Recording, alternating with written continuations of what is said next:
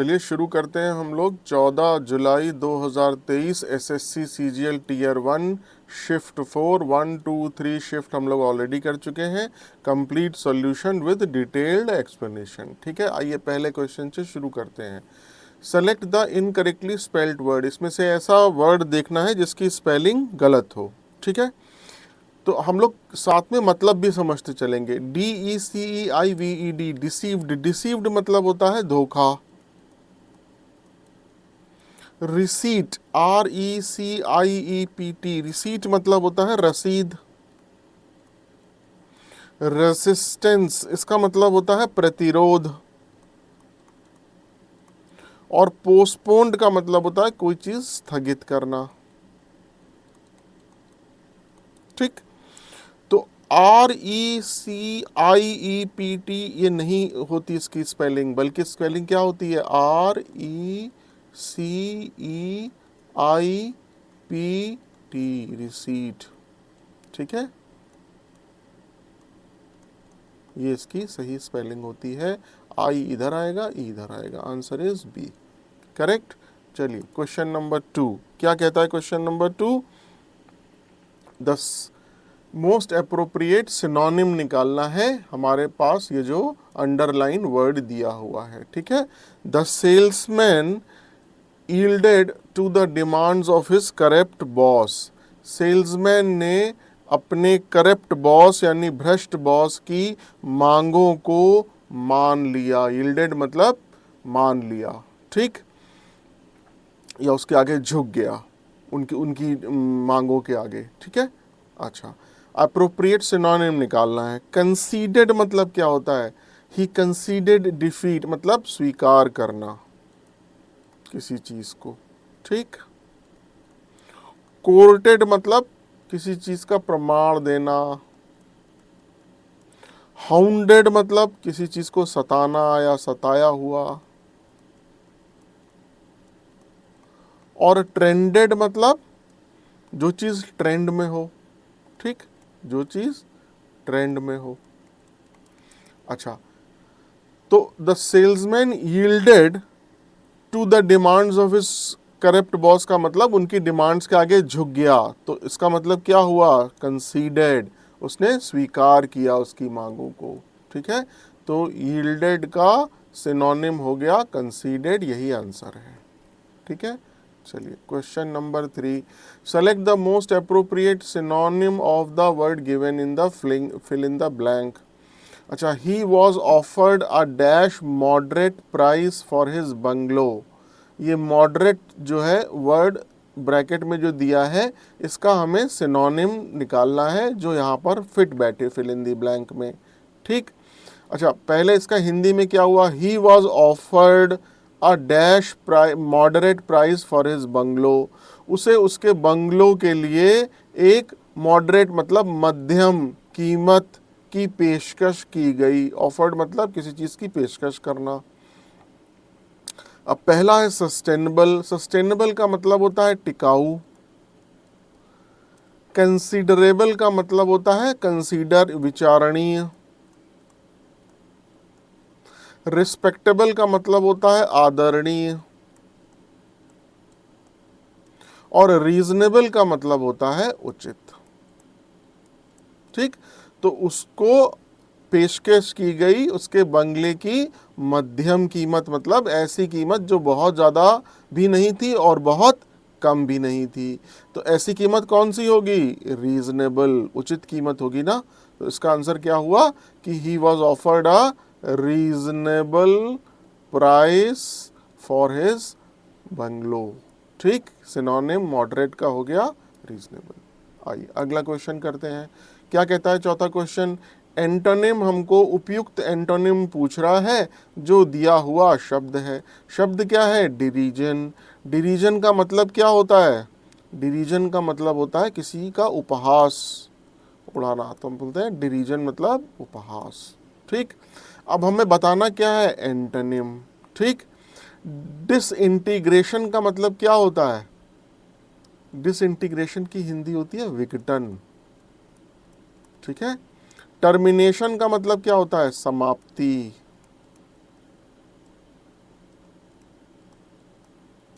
Admiration का मतलब क्या होता है? प्रशंसा।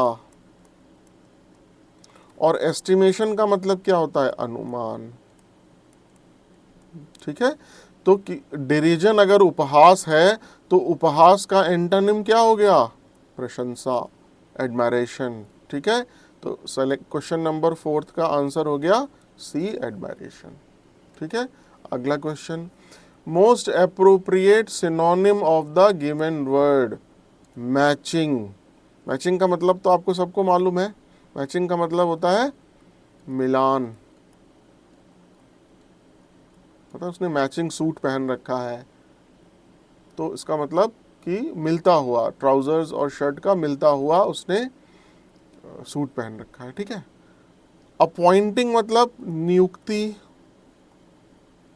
हर चीज का मतलब मालूम होना चाहिए ना। डिस्टिंग्विशिंग का मतलब अलग, डिस्टिंग्विश करना, अलग अलग करना, कुछ खास खास। एडोरिंग का मतलब किसी चीज को एडोर करना, प्रशंसा करना, आराधना करना। और रिजेंबलिंग मतलब मिलता जुलता। ठीक, तो अगर किसी ने कोई मैचिंग सूट पहना है तो आप क्या बोलेंगे? रिजेंबलिंग। ठीक है, किसी दो व्यक्ति का फेस मैच कर रहा है, इसका मतलब उनका फेस रिजेंबल कर रहा है। तो मिलान का सिनोनिम क्या हो गया? मिलता जुलता। Answer is D. ठीक है, मैंने पहले भी कहा है एक नोटबुक जरूर बना लीजिए। ठीक है, उस नोटबुक में ये सब लिखते रहिए। देख कितने सारे, अभी हम लोग 5वें क्वेश्चन में हैं, एक मेरे ख्याल से एक क्वेश्चन छोड़ के ज़्यादातर सब एंटोनिम सिनोनिम पे ही है।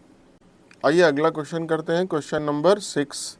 Sentence of a paragraph are given below in jumbled order, arrange the sentence. तो क्वेश्चन किसका है ये? PQRS का। ठीक है, आइए पढ़ते हैं। पहले इसका हिंदी में मतलब जान लेते हैं। It is because the practical people in society boast of having a practical approach to life. It is because, ऐसा इसलिए है क्योंकि समाज में जो प्रैक्टिकल लोग हैं, यानी व्यवहारिक लोग हैं, वो क्या करते हैं? वो जीवन के प्रति व्यवहारिक दृष्टिकोण रखने का दावा करते हैं। प्रैक्टिकल अप्रोच टू लाइफ मतलब जीवन के प्रति व्यवहारिक दृष्टिकोण। बोस्ट मतलब दावा करना। अच्छा चलिए, बी हो गया, ए हो गया ये, अब बी देखते हैं। It is very likely for youngsters to seek advice from their elders. युवाओं द्वारा अपने बड़ों से सलाह लेने की बहुत ज़्यादा संभावना है। ठीक है, इट इज़ वेरी लाइकली मतलब संभावना है, सीक एडवाइस मतलब सलाह लेने की। ओके, सी क्या कह रहा है? Emphasising upon the times that prevailed the youth very much get their queries answered systematically. ये कह रहे हैं कि उस समय पर जोर देते हुए, एम्फेसाइजिंग मतलब जोर देते हुए, अपॉन द टाइम्स मतलब उस समय पर, दैट प्रिवेल्ड यानी कि वो जो समय था, जो रहा, the youth very much get their queries answered, युवाओं को उनके प्रश्नों का उत्तर आंसर्ड सिस्टमेटिकली, बड़े ही व्यवस्थित रूप से मिलता है। डी क्या कह रहा है? In the similar context even the elders are in most likelihood expected to give their advice as a word of guidance. ये कह रहे हैं कि उसी दृष्टिकोण, उसी संदर्भ में, सिमिलर कॉन्टेक्स्ट मतलब उसी संदर्भ में, इवन द एल्डर्स आर, बुजुर्गों से भी, इन मोस्ट लाइकलीहुड जिसकी सबसे ज़्यादा संभावना है, expected to give their advice, उनसे ये अपेक्षा की जाती है कि वो अपनी सलाह दें as a word of guidance, मार्गदर्शन के रूप में। ठीक, अब हमने ABCD पढ़ लिया। अब जब आप इसको पढ़ा आपने, तो आपको सबसे पहले क्या देखना है कि मेन आइडिया को, जो मेन आइडिया है उसको इंट्रोड्यूस कौन कर रहा है। ठीक है, आपको ये देखना है कि मेन आइडिया को इंट्रोड्यूस कर रहा है। अब यहाँ लिखा हुआ है इट इज़ बिकॉज, किसी चीज़ का कारण दे रखा है, यानी मेन आइडिया को यहाँ से तो इंट्रोड्यूस नहीं कर सकते। It is very likely for younger, ये हो सकता है। emphasizing upon the times that prevailed, ये भी हो सकता है। in the similar context, even similar context मतलब उसी इसी संदर्भ में, सिमिलर कॉन्टेक्स्ट मतलब कहीं कॉन्टेक्स्ट दिया हुआ होगा, कहीं कोई बात दी हुई होगी, उसी का तो संदर्भ दे रहे हैं, तो यानी ये भी नहीं हो सकता। इसका मतलब कि हमारा या तो बी से शुरुआत हो सकती है या सी से। ठीक, अब हम एक बार और पढ़ लेते हैं। It is very likely for youngsters to seek advice from their elders, ये हो गया B. Emphasising upon the times that prevailed, the youth very much get their queries answered systematically. अगर आप ध्यान दें तो यहाँ पर जो मेन आइडिया है वो ये है कि युवाओं द्वारा अपने बड़ों से सलाह लेने की बहुत ज़्यादा संभावना है। यहाँ पर ये एक बात को, इसको इंट्रोड्यूस कर रहे हैं। ठीक है, तो यानी कि इंट्रोड्यूस कर रहे हैं मतलब यहाँ पर शुरुआत किससे हुई, बी। ये इसी बात को अब आगे, क्योंकि जब आप देखिए बी के बाद जो है वो डी बिल्कुल बन रहा है। क्या बन रहा है, इन द सिमिलर कॉन्टेक्स्ट, इसी कॉन्टेक्स्ट में ये जो सलाह लेने की, बड़ों से सलाह लेने की बात है, इसी संदर्भ में even the elders are in most likelihood, बुजुर्गों से भी बहुत ज़्यादा इस बात की संभावना है कि उनसे भी ये आशा की जाती है, अपेक्षा की जाती है कि वो अपनी as a word of guidance, एक मार्गदर्शन के रूप में अपनी सलाह दें। ठीक है, तो यहाँ बात हो गई कि ये बहुत ज़्यादा इस बात की संभावना है कि यंगस्टर्स जो है वो एडवाइस सीख करें बड़ों से, और यहाँ पर सिमिलर कॉन्टेक्स्ट में एल्डर से भी ये एक्सपेक्ट किया जाता है कि वो, तो यानी कि बी के बाद डी बिल्कुल सही है। ये सिमिलर कॉन्टेक्स्ट ने बिल्कुल हमारा जो है रास्ता साफ कर दिया, तो यानी कि बी के बाद डी हो गया। ठीक है, जब हमको बी के बाद डी मिल गया तो अब हमें क्या देखना है, इनमें से केवल एक है सी और ए। अब हम देख लेते हैं कि सी और ए फिट बैठ रहे हैं या फिर नहीं। ठीक, अच्छा, emphasising upon the times that prevailed, उस समय पर जोर देते हुए, the youth very much get their queries answered systematically, युवाओं को उनके प्रश्नों का उत्तर व्यवस्थित रूप से मिलता है। ये बिल्कुल बात सही हो गई कि यहाँ बात आ रहे हैं कि ये जो एल्डर्स हैं वो अपनी एडवाइस दें as a word of guidance, और यहाँ पर उस पर जोर देते हुए उस समय पर जो यूथ हैं उनको आंसर बहुत व्यवस्थित रूप से मिल जाता है। तो बी डी के बाद सी बिल्कुल सही है, बचा A. It is because the practical, अब इसके बारे में ये बता रहे हैं कि ऐसा क्यों है। ऐसा इसलिए है क्योंकि समाज में व्यवहारिक लोग जो है वो जीवन के प्रति व्यवहारिक दृष्टिकोण रखने का दावा करते हैं। ठीक है, बी डी सी ए हो गया। ठीक है, B D C A is the correct answer. ठीक है ना। अगर आप देखें उस समय जब मैंने ये कहा था कि बी और डी दो सही बैठ रहे हैं, सॉरी बी और सी दो सही बैठ रहे हैं, तो अगर आप देखें सी का जो ऑप्शन है ना, सी के बाद डी बिल्कुल भी कनेक्ट नहीं हो रहा है। Emphasising upon the times that prevailed, the youth very much in the similar context, जहाँ कोई कॉन्टेक्स्ट की बात ही नहीं हुई। ठीक है ना, या किसी चीज़ की बात ही नहीं हुई कि जिसका संदर्भ लिया जाए। बात इंट्रोडक्शन यहाँ पे किया गया। तो सबसे पहले आपको देखना है कि मेन आइडिया कौन इंट्रोड्यूस कर रहा है, वो बी कर रहा है। उसके बाद आपको क्या देखना है कि जनरल बिहेवियर की एक बात हो रही है। ठीक है, वो जनरल बिहेवियर क्या हो गया, डी में बताया जा रहा है। उसके बाद एक स्पेसिफिक एग्जाम्पल दिया गया, स्पेसिफिक एग्जाम्पल, और लास्ट में इट इज बिकॉज करके क्या निकाल दिया गया, कंक्लूजन निकाल दिया गया, एक निर्णय निकाल दिया गया। तो पहले मेन आइडिया, उससे बना जनरल बिहेवियर, उससे बना स्पेसिफिक एग्जाम्पल, और लास्ट में कंक्लूजन। तो आंसर आ गया। ठीक, जितनी अच्छी रीडिंग होगी उतना जल्दी कर लेंगे आप। चलिए क्वेश्चन नंबर 7। क्वेश्चन नंबर 7 क्या कहता है कि select the most appropriate antonym of the underline word, जिसमें कि जो गिवन सेंटेंस में दिया है, तो हमें एंटोनिम देखना है। ठीक, अच्छा, सेंटेंस क्या दिया हुआ है, the emperor was considered as a wicked man. Emperor मतलब सम्राट, कंसीडर्ड मतलब माना जाता है, विकेड मतलब होता है दुष्ट। ठीक, तो सम्राट को एक दुष्ट व्यक्ति माना जाता था, ये इसका आंसर हुआ। ठीक है, अब आपको इसका एंटोनिम निकालना है विकेड का। तो सबसे पहले आप एंटोनिम तभी निकाल सकते हैं जब आपको इनका मतलब मालूम हो। वर्चुअस मतलब होता है गुणी, गुणों से भरपूर। सैवेज मतलब होता है जंगली या असभ्य। फायर्स मतलब होता है भयंकर, फायर्स बैटल मतलब भयंकर लड़ाई छिड़ी हुई थी, ठीक। और वाइल मतलब होता है नीच। तो अगर कोई सम्राट को विकेड मैन, दुष्ट व्यक्ति माना जाता था, तो उसका एंटोनिम क्या हो गया? गुणी व्यक्ति, जो गुणों से भरपूर हो, ठीक है। दुष्ट व्यक्ति का एंटोनिम क्या हो गया? गुणी। तो आंसर क्या हो गया? वर्चुअस, ठीक है। आगे बढ़ते हैं। क्वेश्चन नंबर 8 क्या कहता है? Question number 8, sentence of a paragraph jumbled order में, यानी कि ये फिर से हमारा PQRS आ गया, ठीक है। चलिए पहले इसको पढ़ लेते हैं, समझ लेते हैं, हिंदी में मीनिंग समझ लेते हैं और फिर बात करते हैं।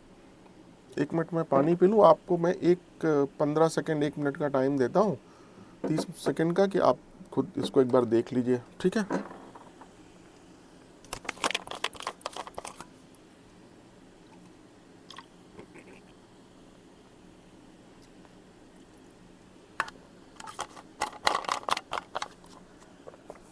चलिए क्या कहते हैं कि we often make all things around us the way we want them. हम अक्सर अपने आसपास की सभी चीज़ों को वैसा ही बनाते हैं जैसा हम चाहते हैं, वी वांट देम।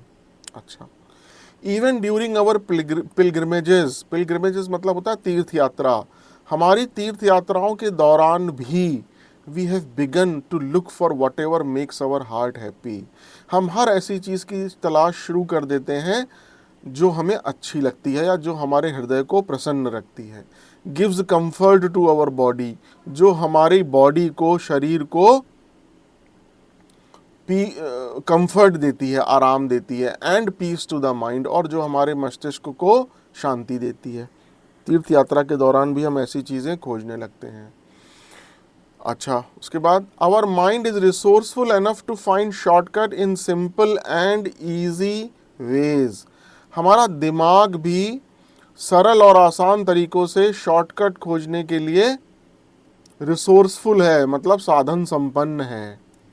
अच्छा, it is as if external solutions will fulfil our needs. ऐसा लगता है कि जो बाहरी समाधान है, एक्सटर्नल सॉल्यूशन है, वो हमारी ज़रूरतों को फुलफिल कर देंगे, पूरी कर देंगे। And we do not want to make any special effort, और हम कोई विशेष प्रयास नहीं करना चाहते हैं। Even in our spiritual search, हमारी अपनी आध्यात्मिक खोज में भी हम कोई स्पेशल एफर्ट नहीं करना चाहते, ठीक है। तो अगर आप यहाँ पर ध्यान दीजिए कि इसमें इंट्रोड्यूस, फिर से वही बात है कि मेन आइडिया क्या है और मेन आइडिया को इंट्रोड्यूस कौन कर रहा है, ठीक है। अब अगर आप यहाँ पर ध्यान दें तो इसको अगर आप ध्यान से पढ़ें तो इट इज़ एज इफ किसी चीज़ के बारे में बता रहे हैं।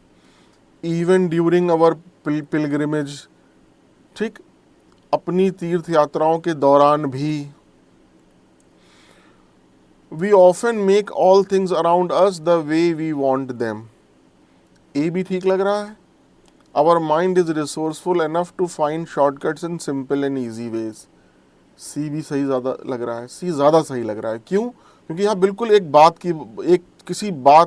किसी चीज़ को इंट्रोड्यूस करा जा रहा है कि हमारा माइंड, जो हमारा दिमाग है, वो शॉर्टकट फाइंड करने में, सिंपल और इजी वेज के लिए रिसोर्सफुल है, मतलब रिसोर्सफुल एनफ है, मतलब पर्याप्त साधन संपन्न है। तो बात सी की ज़्यादा सही लग रही है कि सी जो है वो हमारे माइंड के बारे में, हमारे माइंड को इंट्रोड्यूस कर रहा है, या हमारा माइंड कैसे काम करता है, ठीक। चलिए, अब जब सी हमारा पहला हुआ तो हम देखते हैं कि क्या ए उसके बाद फिट बैठ रहा है। We often make all things around us the way we want them. तो यहाँ इन्होंने बात करी कि हमारा माइंड जो है वो पर्याप्त साधन संपन्न है शॉर्टकट और सिंपल और इजी वे फाइंड करने में, और उसी के बाद इसको आगे बढ़ा रहे हैं। क्या कह रहे हैं कि हम अक्सर अपने आसपास की चीज़ों को वैसा ही बनाते हैं जैसा हम चाहते हैं। तो बिल्कुल सही बैठ रहा है।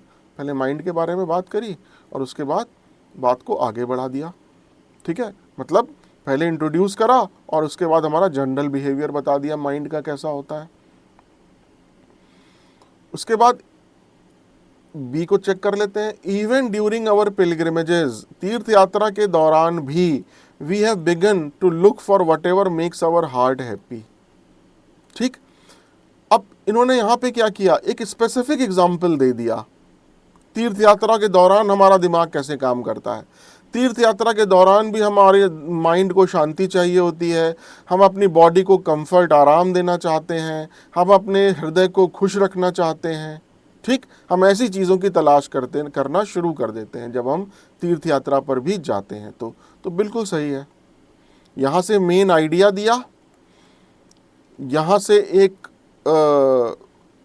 जनरल बात बताई, यहाँ से एक स्पेसिफिक एग्जाम्पल दे दिया, और लास्ट में है D, it is as if external solutions will fulfil our needs. ऐसा लगता है कि बाहरी समाधान ही हमारी ज़रूरतें पूरी कर देंगे। And we do not want to make any special efforts, हम कोई विशेष प्रयास नहीं करना चाहते, even in our spiritual search, अपनी आध्यात्मिक खोज में भी। तो बिल्कुल सही बात है। ये लास्ट में डी में हमारा क्या कर दिया, कंक्लूजन, निर्णय दे दिया, निर्णायक बात बता दी। ठीक है, तो सबसे पहले मेन आइडिया का इंट्रोड्यूस, फिर एक जनरल बात, फिर एक स्पेसिफिक एग्जाम्पल, और लास्ट में कंक्लूजन। तो CABD is the correct answer. ठीक, चलिए अगला क्वेश्चन। अगला क्वेश्चन क्या कहता है कि मोस्ट एप्रोप्रिएट सिनोनिम बताना है हमें दिए हुए शब्द का। सिनोनिम क्या है, परयूज। ठीक, परयूज का मतलब क्या होता है, परयूज का मतलब होता है किसी चीज को ध्यान पूर्वक पढ़ना,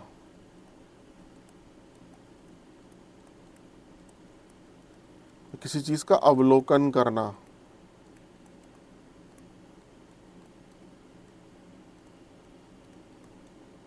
ठीक, जैसे एग्जाम्पल क्या लिखेंगे, he opened a newspaper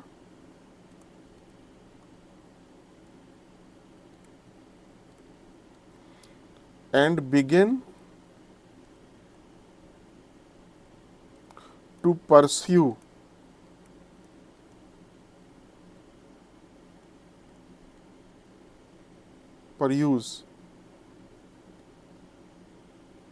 and begin to peruse the ad section.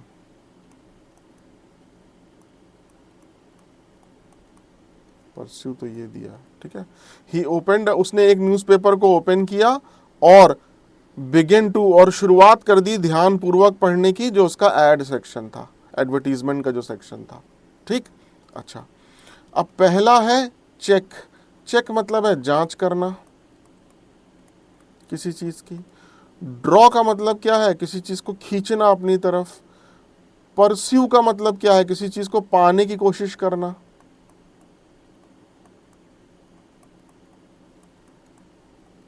और नरेट का मतलब क्या है, नरेट का मतलब है बयान करना किसी चीज को। ठीक है, तो अगर आप किसी चीज को ध्यान पूर्वक पढ़ रहे हैं तो उसका मतलब आप उस चीज को चेक कर रहे हैं, जांच कर रहे हैं उस चीज की। ठीक है, नरेट भी सही नहीं है, परस्यू भी सही नहीं है, ड्रॉ भी सही नहीं है, और चेक सही है। तो आपने न्यूज़पेपर पढ़ा और आपने एड सेक्शन को चेक करना शुरू कर दिया, तो चेक करना मतलब परयूज करना। ठीक है, answer is check.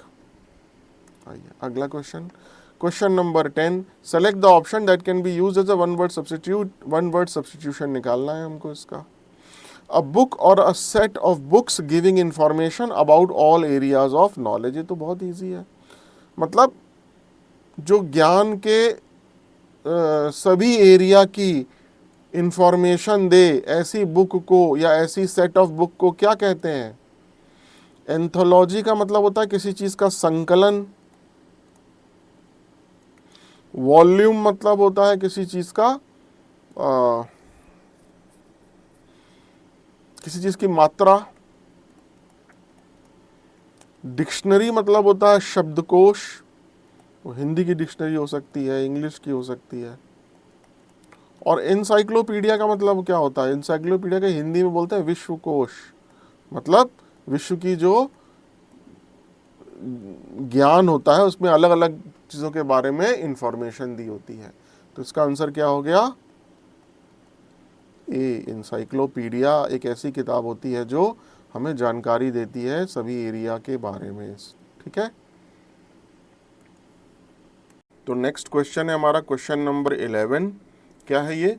Select the grammatically correct statement from among the given option. हमें जो इन 4 सेंटेंसेस में जो ग्रामेटिकली करेक्ट है उसको बताना है। ठीक है, अच्छा चलिए, अब पहला सेंटेंस क्या कह रहा है? It is a nice party, I am enjoying the party.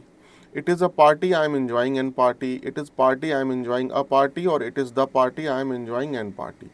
ठीक, अब इसका मतलब क्या है कि ये एक अच्छी पार्टी है और मैं पार्टी का आनंद ले रहा हूँ। अब देखिए, ये तो सबको मालूम है कि एन जो है वो वॉवल साउंड के वर्ड के पीछे आता है, तो ये गलत हो गया। पहली बात तो जो रूल आउट हैं गलत है उनको हटा दीजिए। इसी तरीके से एन पार्टी ये भी हटा दीजिए, क्योंकि एन जो है वो वॉवल से जो शुरू होते हैं कैरेक्टर से उनके आगे आता है। अब बचा it is a nice party और इट इज़ पार्टी। अब देखिए क्या है, एक पार्टी है, ठीक, अब उसके आगे आपको पहले एक आर्टिकल लगाना है ए, और ये इसके विशेषता को बता रहा है पार्टी की, तो यहाँ आपको एक आर्टिकल चाहिए।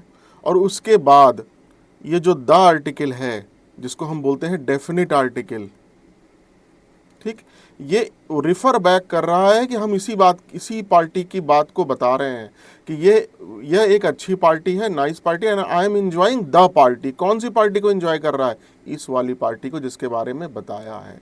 तो इसलिए यहाँ पर इस पार्टी के आगे डेफिनेट आर्टिकल लगा के ये बताया कि हम इसी पार्टी की बात कर रहे हैं। ठीक है, पहली बात तो यहाँ पर एक आर्टिकल लगना चाहिए, वो नहीं लगा। और दूसरी बात, आई एम एंजॉइंग अ पार्टी, मैं एक पार्टी एंजॉय कर रहा हूं, कोई भी एक। ठीक, तो यहाँ कोई भी एक एंजॉय पार्टी नहीं कर रहा है, वो पार्टी एंजॉय कर रहा है जिसके बारे में यहाँ बताया है। इसलिए ये गलत है और ये सही, क्योंकि यहाँ एक पहले किसी पार्टी के बारे में बताया, करेक्ट, एक इंडेफिनेट आर्टिकल लगाया, और उसके बाद एक डेफिनेट आर्टिकल लगा के ये बता रहे हैं कि वो कौन सी पार्टी के बारे में बता रहे हैं जिसके बारे में वो ऑलरेडी रेफर कर चुके हैं। ठीक है, तो इसका आंसर क्या हो गया? ए। तो जो ग्रामेटिकली करेक्ट सेंटेंस है वो ए है। ठीक है, आइए अगला क्वेश्चन।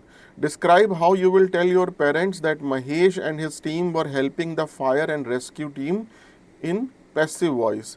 महेश और उनकी टीम आग और बचाव दल की मदद कर रही थी। ठीक है, अच्छा अब देखिए, जैसे मैंने हर बार बताया है, एक्टिव वॉइस और पैसिव वॉइस। ठीक, एक्टिव वॉइस में जो फोकस है वो किसके ऊपर होता है? सब्जेक्ट के ऊपर। पैसिव वॉइस में जो फोकस होता है वो किसके ऊपर होता है? ऑब्जेक्ट के ऊपर और एक्शन के ऊपर। टेंस चेंज नहीं होता। और दूसरी बात कि पैसिव वॉइस में बी की फॉर्म के साथ वर्ब की थर्ड फॉर्म का प्रयोग हम करते हैं। तो यहाँ पर महेश और उसकी टीम हेल्प कर रहे थे फायर और रेस्क्यू टीम की, बचाव दल की। तो यहाँ पे कौन मदद कर रहा था? Mahesh and his team. और किसकी मदद कर रहे थे? फायर एंड रेस्क्यू टीम की। तो जो मदद कर रहे थे, जो करता है यानी कि सब्जेक्ट ये हो गया, और जिसके ऊपर कार्य हो रहा था, जिसकी मदद की जा रही थी, वो ऑब्जेक्ट हो गया। तो इसका मतलब पहली बात क्या है कि पैसिव वॉइस हमको बनाना है, इसलिए हमारा फोकस किस पे होगा? ऑब्जेक्ट पे। तो यहाँ ऑब्जेक्ट पे हम फोकस ले आते हैं पहले, फायर एंड रेस्क्यू टीम। ठीक, अब वर हेल्पिंग, कौन सा टेंस है ये? Past continuous. देखिए आईएनजी लगा है ना, तो कॉन्टिन्यूअस हो गया, और वर का प्रयोग है तो पास्ट हो गया। अब पास्ट कॉन्टिन्यूअस है, मैंने बताया टेंस नहीं चेंज करना है, तो रूल क्या कहता है कि the fire and rescue team was being helped. ठीक है, ये पैसिव वॉइस का रूल होता है कि बीइंग और बीइंग के साथ वर्ब की थर्ड फॉर्म आती है, हेल्प्ड बाई। अब यहां सब्जेक्ट आ गया, किसने मदद करी? Mahesh and his team, Mahesh and his team. तो फायर एंड रेस्क्यू टीम ये ऑब्जेक्ट हो गया, was being helped by Mahesh and his team, ये आंसर सही है। Fire and rescue team was being helped by. ठीक है, तो ये एक रूल होता है जो हम एक्टिव पैसिव चैप्टर में पढ़ाते हैं कि जो हमारा प्रेजेंट पास्ट कॉन्टिन्यूअस टेंस में एक्टिव बना होता है वॉइस, उसको पैसिव वॉइस में कन्वर्ट करते समय बीइंग प्लस वर्ब की थर्ड फॉर्म। ठीक, आगे बढ़ते हैं। चलिए क्वेश्चन नंबर 13 क्या कहता है कि अंडरलाइन जो सेगमेंट है दिया हुआ उसके लिए हमें ईडियम एंड फ्रेज प्रॉपर जो अप्रोप्रिएट उपयुक्त ईडियम फ्रेज है वो बताना है। Vennela made a big fuss about a small problem. Vennela ने एक छोटी सी समस्या को लेकर बड़ा हंगामा खड़ा कर दिया। ठीक है, बिग फस मतलब एक कोई बड़ा हंगामा, और स्मॉल प्रॉब्लम मतलब छोटी सी। तो वेनेला ने एक छोटी सी प्रॉब्लम को लेके एक बड़ा हंगामा खड़ा कर दिया। ठीक, तो हमें इसके लिए उपयुक्त ईडियम फ्रेज बताना है। Get a taste of your own medicine, ये भी नहीं है। Breaking up the wrong tree, ये भी नहीं है। एड इंसल्ट टू इंजरी, ये भी नहीं है। अ storm in a tea cup, tea cup मतलब चाय का कप, और स्टॉर्म मतलब तूफान। तो एक चाय के कप के अंदर एक तूफान खड़ा हो गया, मतलब एक छोटी सी बात को लेके हंगामा खड़ा हो गया। तो दिस इज द आंसर। ठीक है, तो storm in a tea cup जो ईडियम होता है, इसका मतलब क्या होता है कि किसी ऐसी चीज के बारे में अनावश्यक हंगामा खड़ा करना जो महत्वहीन है, जिसकी ज्यादा वैल्यू नहीं है। तो a storm in a tea cup is made a big fuss about small problem. ठीक, अगला क्वेश्चन सॉल्व करते हैं। Question number 14। In the following sentence 4 words are underlined out of which 1 word is incorrectly spelled. ठीक है, incorrectly जो spelled word है उसको हमें बताना है। Seema was a timid girl, timid मतलब होता है डरपोक। सीमा एक डरपोक लड़की थी। She did not talk to people who were not familiar to her, वो उन लोगों से बात नहीं करती थी जो उसके लिए फेमिलियर नहीं थे। She was an introvert since adolescence, वो एक अंतर्मुखी थी। इंट्रोवर्ट मतलब अंतर्मुखी। सिंस एडोलेसेंस, एडोलेसेंस मतलब होता है किशोरावस्था। ठीक है, चलिए इंट्रोवर्ट INTROVERT बिल्कुल सही। TIMID टिमिड बिल्कुल सही। एडोलोसेंस यहाँ गलती है। ठीक है, FAMILIAR फेमिलियर भी बिल्कुल ठीक है। क्या गलती है यहाँ पे, आइए देखते हैं। अब जो एडोलोसेंस है ना, जिसका मतलब होता है किशोरावस्था, ADOLESCENCE,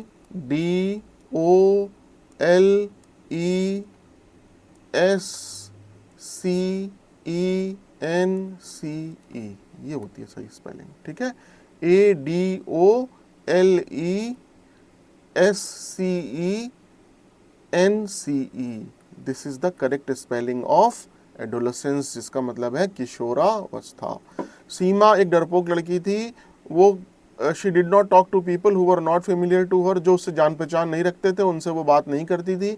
she was an introvert, वो अंतर्मुखी थी। सिंस एडोलेसेंस, जब से वो किशोरावस्था से, तब से वो अंतर्मुखी थी। ठीक है, तो ADOLESCENCE, this is the correct spelling. ठीक है, चलिए तो इसका आंसर हो गया सी।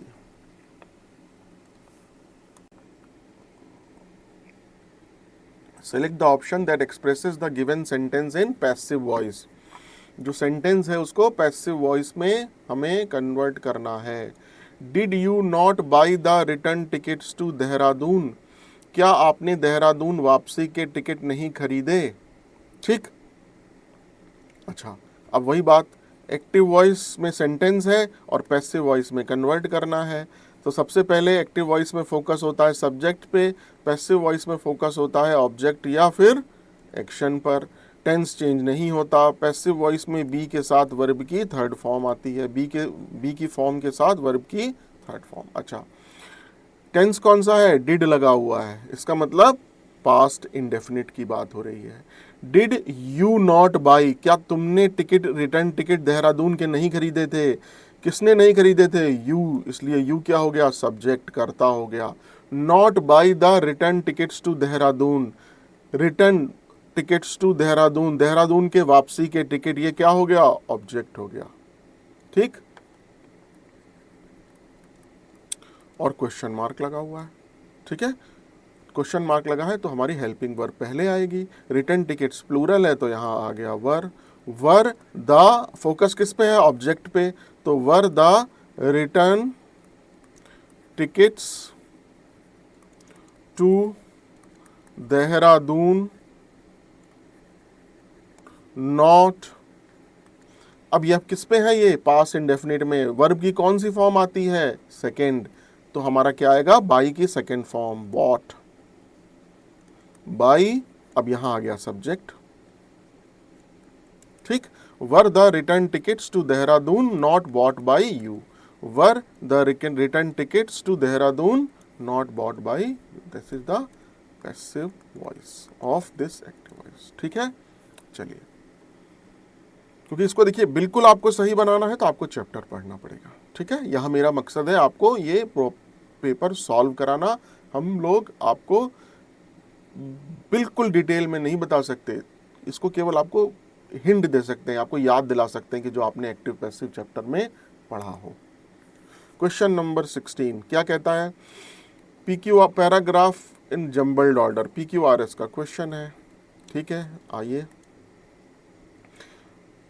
ये क्या सेंटेंस दिया, but she has no idea an aunt and uncle are waiting for her, लेकिन उसे इस बात का अंदाजा नहीं है कि एक अंकल और आंटी उसका इंतजार कर रहे हैं।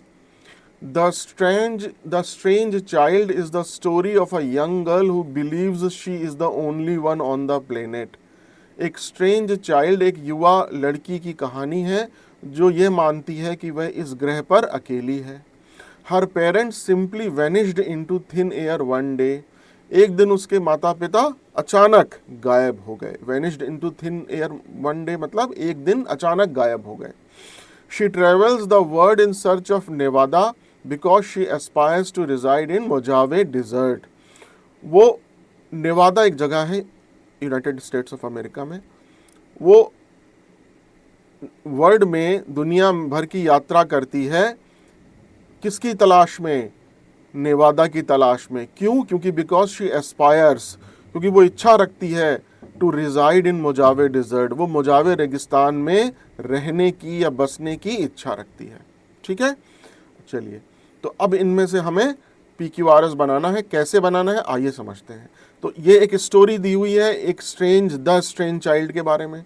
तो सबसे पहले आपको क्या ढूंढना है, सबसे पहले आपको ये ढूंढना है कि इस स्टोरी का इंट्रोडक्शन कहाँ हो रहा है, यानी कि इंट्रोडक्शन टू द स्टोरी, ठीक। अब जब भी कभी स्टोरी की बात हो रही है तो सबसे पहले देखिए स्टोरी को यहाँ, सबसे पहले नाम यहाँ आया स्टोरी का, ये एक कहानी है, एक स्टोरी है।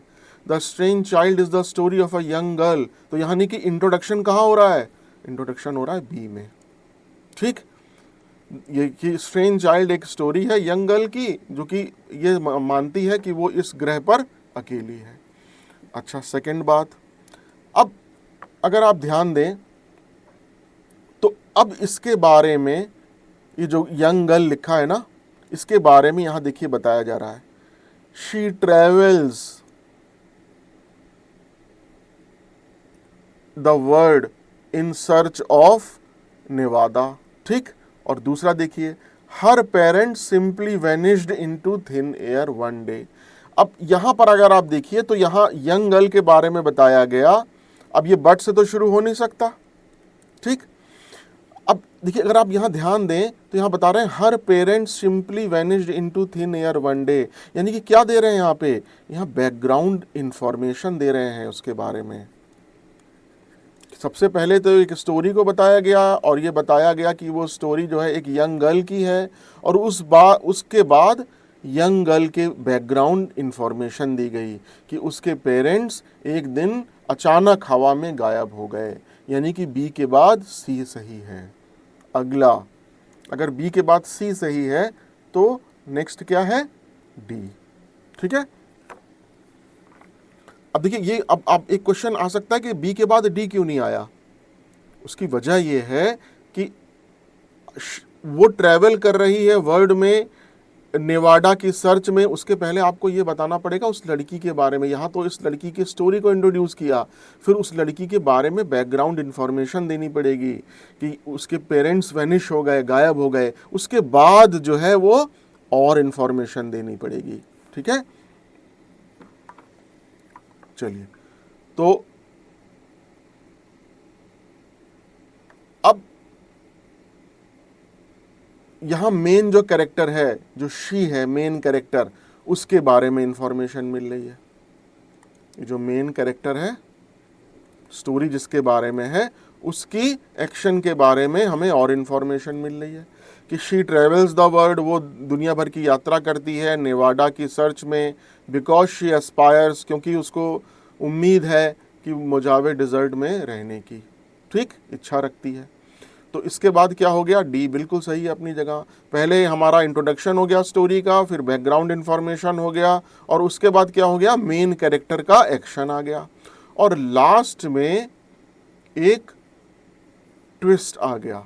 स्टोरी में ट्विस्ट इसको बोलते हैं, घुमाव या रेवोल्यूशन। ठीक, एक खोज हो गई, लेकिन उसको कोई आइडिया नहीं है, वो घूम तो रही है पूरी दुनिया में नेवाडा, और वो ये भी समझती है कि वो अकेली है, लेकिन उसको कोई आइडिया नहीं है कि एक अंकल और आंट उसका वेट कर रहे हैं। ठीक है, तो इसके बाद ठीक है, तो सिर्फ आपको गेस वर्क करके नहीं समझना है, आपको समझना है सीक्वेंस कैसे, जैसे ये मैंने बताया कि पहले इंट्रोडक्शन आया स्टोरी का, फिर बैकग्राउंड इन्फॉर्मेशन आई, फिर मेन कैरेक्टर आया, और लास्ट में ट्विस्ट आया। तो BCDA is the correct answer. ठीक है, चलिए, क्वेश्चन नंबर 17 अगेन एक PQRS है। ठीक है, चलिए, इसको आप 1 मिनट लीजिए, बनाइए, फिर मैं आपको एक्सप्लेन करता हूं।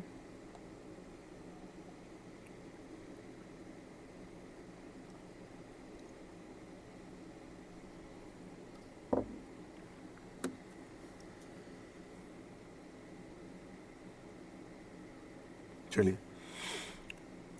अच्छा, क्या कहते हैं ये, but the question that perturbs Ruskin's mind is what social pressure can be exercised against a dishonest person.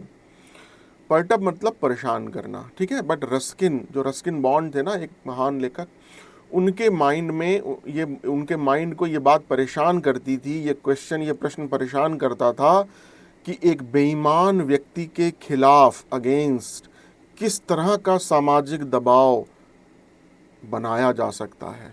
ठीक, चलिए, the merchant for instance must supply perfect and pure things to the people. उदाहरण के लिए, जो व्यापारी है, merchant मतलब व्यापारी, उसको लोगों को परफेक्ट, उत्तम और शुद्ध चीजें उपलब्ध करानी चाहिए, सप्लाई करानी चाहिए। ठीक है, अगला है रस्किन बिलीव, रस्किन का ये मानना है कि इन एवरी सिविलाइज्ड सोसाइटी, कि हर सभ्य समाज में there exist 5 intellectual professions, there exist 5 intellectuals professions, 5 बौद्धिक पेशे मौजूद रहते हैं हर सभ्य समाज में, नेमली जिनका नाम है सोल्जर सैनिक, पेस्टर पादरी, फिजिशियन चिकित्सक, लॉयर वकील, और मर्चेंट व्यापारी। ठीक है, रस्किन ये मानते हैं कि हर प्रबुद्ध समाज में 5 तरह के बौद्धिक पेशे मौजूद रहते हैं, जिसमें सैनिक, पादरी, चिकित्सक, लॉयर वकील और व्यापारी। ठीक, अगला, persons belonging to these professions are expected to perform their duty honestly. Persons belonging to these professions, इन व्यवसाय से जुड़े हुए व्यक्तियों से, आर एक्सपेक्टेड, यह अपेक्षा की जाती है, to perform their duty honestly, कि वो अपना कर्तव्य ईमानदारी से निभाएं। ठीक है, चलिए आगे बढ़ते हैं। अच्छा, अब इसमें सबसे पहले, जैसे मैंने आपको पहले बताया क्या, कि यहां पर सबसे पहले आप ये देखिए कि इंट्रोडक्शन कौन दे रहा है। इस पैराग्राफ में ये जो 4 सेंटेंस दिए हैं, ठीक है, इस पैराग्राफ में जो 4 सेंटेंस दिए हैं, तो इस पैराग्राफ को इंट्रोड्यूस कौन कर रहा है। बट से तो शुरू नहीं होगा, कोई बात हो रही होगी, लेकिन उसके बारे में बताया जा रहा होगा।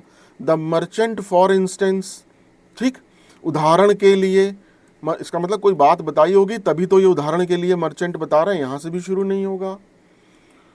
Persons belonging to these professions, इन प्रोफेशन की बात हो रही है, यानी ऊपर कहीं प्रोफेशन बताए होंगे तब इसलिए दीज आ रहा है, तो ये भी सही नहीं है। इसका मतलब बचा सी। देखते हैं, रस्किन का ये मानना है कि इन एवरी सिविलाइज्ड सोसाइटी, प्रत्येक सभ्य समाज में 5 तरह के बौद्धिक पेशे मौजूद होते हैं, जिसमें सैनिक, पादरी, फिजिशियन, लॉयर और मर्चेंट। ये तो बिल्कुल सही बात है कि ये रस्किन जो है, introduction to Ruskin belief, Ruskin का जो बिलीफ है, रस्किन का जो मानना है, उसका इंट्रोडक्शन हो रहा है किसमें, सी में। तो बिल्कुल सही है सी। ठीक, अगला दीज प्रोफेशन आ रहा है ना, यहाँ देखिए प्रोफेशन दिए हैं, सोल्जर, पेस्टर, फिजिशियन, लॉयर और मर्चेंट। उसके बाद आ रही है दीज प्रोफेशन की बात, यानी कि इन प्रोफेशन को ये बता रहा है। तो इसका मतलब हो गया सी के बाद डी बिल्कुल सही है। तो सी के बाद डी किस में आ रहा है, इसमें आ रहा है। तो अगला देख लेते हैं बी। अब जब उनने दीज प्रोफेशन की बात करी तो उसके बाद द मर्चेंट, उन्होंने इनमें से एक एग्जाम्पल ले लिया, किसका, मर्चेंट का एग्जाम्पल ले लिया। द मर्चेंट फॉर इंस्टेंस, उदाहरण के लिए जो मर्चेंट है, व्यापारी है, उसको लोगों को उत्तम और शुद्ध चीजें उपलब्ध करानी चाहिए। बिल्कुल सही, कहीं कोई दिक्कत नहीं। और उसके बाद है last, but the question that perturbs, लेकिन ये सब बात बताने के बाद उन्होंने एक क्वेश्चन यहां डाला कि एक परेशान करता है रस्किन के माइंड को एक क्वेश्चन कि किस तरह का सामाजिक दबाव एक ऐसे बेईमान व्यक्ति के खिलाफ बनाया जा सकता है। तो सी डी बी ए, ये फ्लो जो है बिल्कुल सही बन रहा है, कहीं कोई प्रॉब्लम नहीं है। आंसर इस सी डी बी है। ठीक है, चलिए क्वेश्चन नंबर 18 ले लेते हैं। Select the most appropriate meaning of the given idiom. ये अप्रोप्रिएट मीनिंग, उपयुक्त अर्थ निकालना है। शार्प प्रैक्टिस, अब अगर आप इसका शाब्दिक अर्थ लें, लिटरल मीनिंग लें, तो शार्प मतलब होता है तीव्र, बहुत कोई चीज तेज, और प्रैक्टिस मतलब अभ्यास, तीव्र अभ्यास। ठीक है, लेकिन आपको क्या निकालना है, ईडियम। अच्छा, नियर बाई का मतलब होता है आसपास, ब्रीफली का मतलब होता है संक्षिप्त, फ्रीक्वेंटली का मतलब होता है अक्सर, और डिसऑनेस्टी का मतलब होता है बेईमानी। ठीक है, तो जैसे एक सेंटेंस यहां बनाऊं, क्योंकि सेंटेंस बना के ना ईडियम का मतलब बिल्कुल सही समझ में आता है। ये जो ईडियम दिया हुआ है आप तुरंत समझ जाएंगे। देखिए, there should be a law to protect consumers from sharp practice. ठीक, there should be a law, एक लॉ होना चाहिए, कानून होना चाहिए, टू प्रोटेक्ट, संरक्षित करने के लिए, कंज्यूमर्स को, उपभोक्ताओं को, फ्रॉम शार्प प्रैक्टिस, बेईमानी से बचने के लिए, बचाने के लिए एक नियम, एक लॉ होना चाहिए, कानून होना चाहिए। ठीक है, तो शार्प प्रैक्टिस का मतलब क्या हो गया, डिसऑनेस्टी। ठीक है, तो अगर आप इस तरह से सेंटेंस में यूज करोगे तो आपको यहां रटने की जरूरत नहीं है, आप उसको यूज करो, हमेशा आपको ध्यान रहेगा। There should be a law to protect consumers from sharp practice, तो डिसऑनेस्टी आ गया। क्लियर, चलिए आंसर हो गया ए। अगला क्वेश्चन क्या कहते हैं, select the option that can be used as a one word substitute for the given group of words. जो गिवन ग्रुप ऑफ वर्ड्स हैं उनके लिए हमें एक वन वर्ड सब्स्टिट्यूशन निकालना है। चलिए, a person who does not believe that God और गॉड्स एग्जिस्ट, तो कई बार पूछा गया है, इसमें तो कहीं कोई बताने वाली बात ही नहीं है। ठीक है, ऐसा व्यक्ति जो ये विश्वास नहीं करता कि ईश्वर एग्जिस्ट करता है या ईश्वर का कोई अस्तित्व है। ठीक है, इर्रेलेवेंट का मतलब होता है अपरिवर्तनीय, जिसको चेंज ना किया जा सके। ये शायद रहा यहाँ लगता है ना मेरे ख्याल से। एथीस्ट मतलब होता है नास्तिक, प्रोफेन मतलब होता है अपवित्र, ब्लास्फेमस मतलब होता है, इसको हिंदी में बोलते हैं ईश निंदा, भगवान की निंदा करना, ठीक है, जिसे हम लोग बोलते हैं ना अ ब्लास्फेमस रिमार्क, किसी ने भगवान के प्रति या ईश्वर के प्रति कोई गलत बात कही, ठीक है। तो ऐसा व्यक्ति जो भगवान पर विश्वास ना करे उसको बोलते हैं नास्तिक, atheist. This is the correct answer, ठीक है। चलिए क्वेश्चन नंबर 20 क्या कहता है, the following sentence has been divided into parts, one of them में कंटेन एन एरर, ठीक है। ये एक सेंटेंस दिया हुआ है और इसमें कोई एरर हो सकती है। अगर आपको लगता है कि कोई एरर नहीं है तो आप नो एरर सेलेक्ट कर लीजिए। चलिए, the availability of funds will be insured if they all try to submit the proposals on time, यदि वे सभी समय पर प्रस्ताव प्रस्तुत करने का प्रयास करेंगे तो उनको फंड्स, धन की उपलब्धता, अवेलेबिलिटी ऑफ फंड्स इंश्योर कराई जाएगी, ठीक है, प्रस्तुत करने का प्रयास किया जाएगा, ठीक। अच्छा, अब ये तो बिल्कुल कंडीशनल स्टेटमेंट जो है ना, एक चैप्टर होता है इंग्लिश में, मैं पढ़ाता भी हूँ क्लास में, उसका क्वेश्चन है ये। तो कंडीशनल स्टेटमेंट क्या कहती है कि अगर कंडीशनल स्टेटमेंट में अगर मेन क्लॉज, ठीक है, जो इफ के बाद वाला क्लॉज नहीं, उसके बाद वाला जो क्लॉज होता है, अगर वो फ्यूचर टेंस में है तो जो कंडीशनल क्लॉज है, जो इफ वाला क्लॉज है, वो प्रेजेंट टेंस में होना चाहिए, हमें हमारी पॉसिबिलिटी या फ्यूचर एक्शन को बताने के लिए, ठीक है ना। तो जैसे इफ है, इफ के बाद ये इसको बोलते हैं कंडीशनल क्लॉज, ठीक है, और इसके बाद एक और क्लॉज होता है मेन क्लॉज। तो ये जो मेन क्लॉज है अगर ये फ्यूचर में है तो ये जो कंडीशनल क्लॉज है ये किस में होना चाहिए, प्रेजेंट टेंस में। और यहां अगर देखिए तो इफ के बाद वाला क्लॉज किस में है, if they all tried to submit, ये वर्ब की सेकंड फॉर्म आ गई तो ये पास्ट में हो गया, यहाँ पास्ट में नहीं होना है, किस में होना है, प्रेजेंट में। ये नियम होता है इफ कंडीशनल स्टेटमेंट का, ठीक है। अब the availability of funds will be insured, यानी कि ये जो आपका क्लॉज है मेन क्लॉज, ये किस में है, फ्यूचर में है। तो अगर ये फ्यूचर में है तो फ्यूचर की बात को बताने के लिए आपको, या पॉसिबिलिटी को बताने के लिए आपको ये वाला जो टेंस है ये किस में रखना पड़ेगा, प्रेजेंट में, ठीक है। तो एरर कहां हो गई, if they all tried to, ठीक है।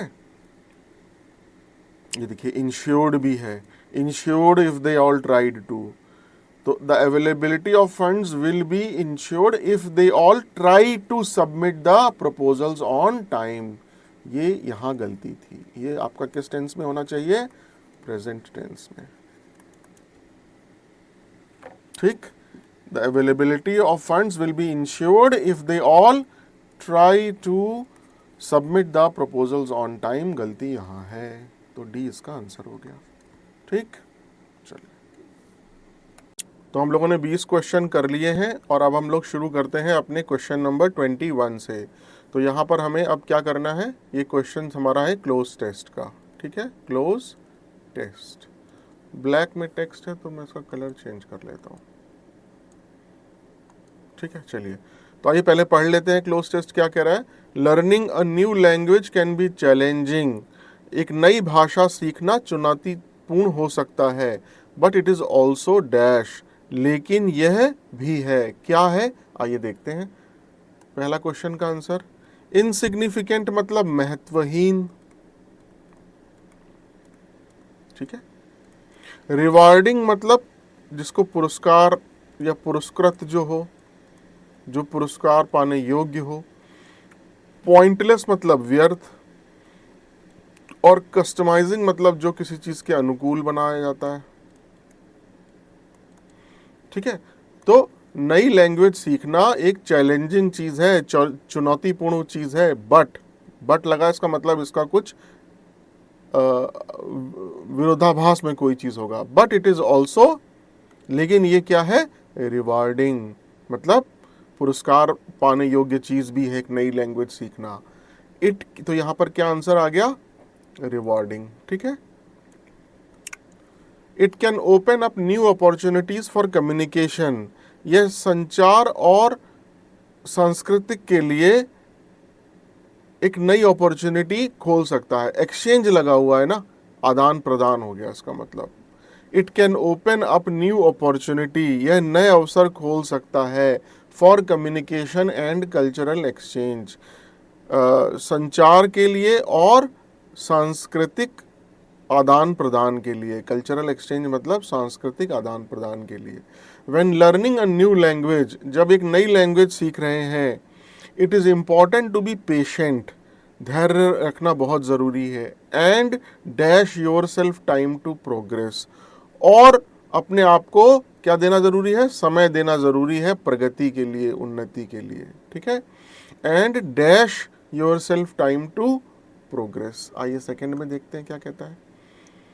अब इसका तो सीधे सीधे आंसर हो गया give, and give yourself time to progress, अपने आप को उन्नति के लिए टाइम देना जरूरी है। ठीक है, अब फिर भी समझ लेते हैं। गिव मतलब देना, नेग्लेक्ट मतलब किसी चीज की उपेक्षा करना, रश मतलब जल्दी करना, और फोर्स मतलब बलपूर्वक। ठीक है, तो यहां सिंपली क्या आ गया, give yourself time to progress.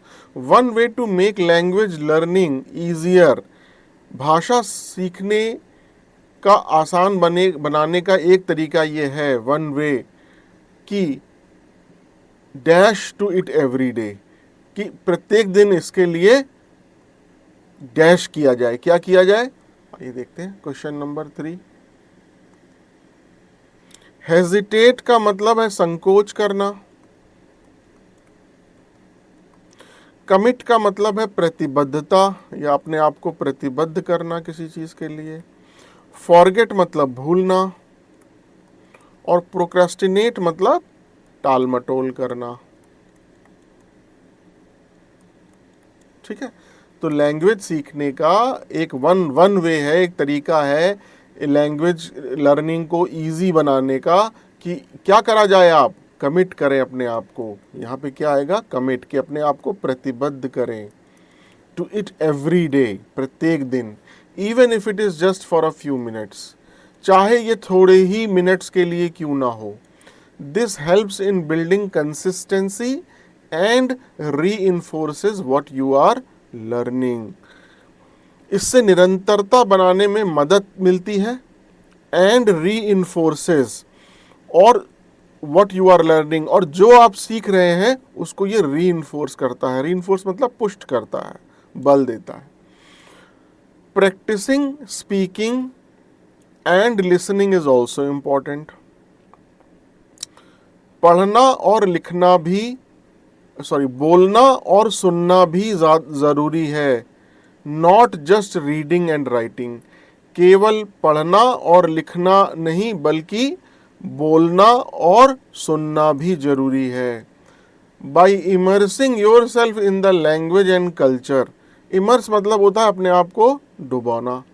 By immersing your self, अपने आप को डुबोना लैंग्वेज में और कल्चर में, सांस्कृतिक में, you can accelerate your dash and gain a deeper understanding of the language.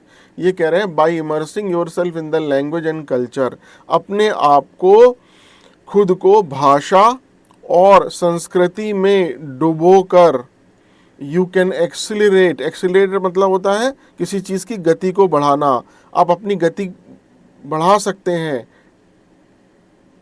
Accelerate your dash, किस चीज की गति, देखते हैं क्वेश्चन नंबर 4 क्या कह रहा है।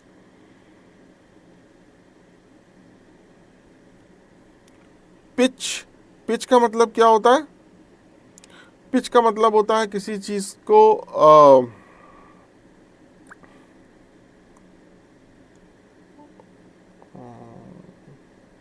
पिच का मतलब होता है जैसे किसी, पिच योर स्ट्रेटजी, मतलब अपनी बात को प्रभावशाली तरीके से कहना।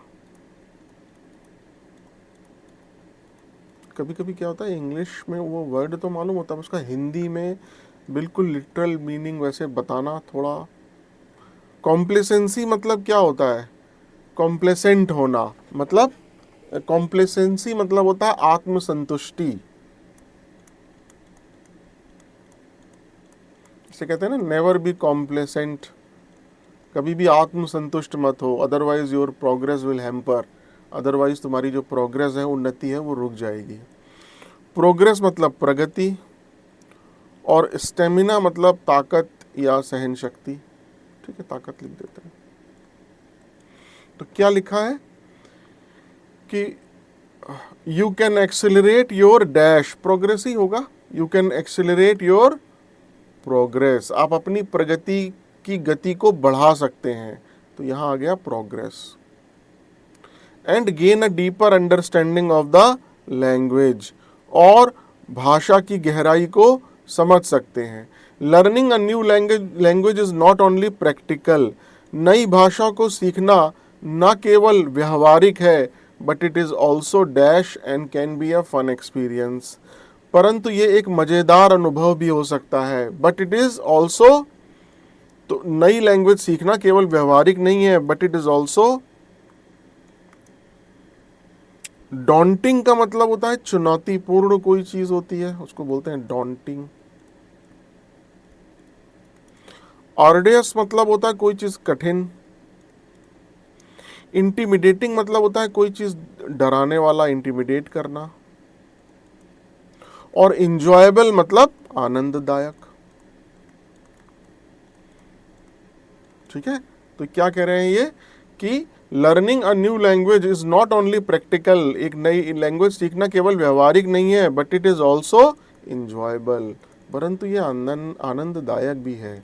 And can be a fun experience, और इससे एक मजेदार अनुभव हो सकता है। ठीक है, तो इसका आंसर क्या हुआ? इंजॉयबल। ठीक है, तो इस तरीके से हमने ये अपने सारे 21, 22, 23, 24 और 25, ठीक है, ये हमने पांचों क्वेश्चन कर लिए, और इस क्लोज टेस्ट को हमने 100% एक्यूरेसी के साथ फिनिश किया। ठीक है, चलिए, तो आप लोग मुझे कमेंट करके बताइए कि क्या आपको ये जो चैप्टर है, ये जो ये जो 2023 का शिफ्ट 4 का जो पेपर हमने आज सॉल्व किया, ये आपको कैसा लगा, और क्या आप इसमें कोई सुधार चाहते हैं? ठीक है, चलिए।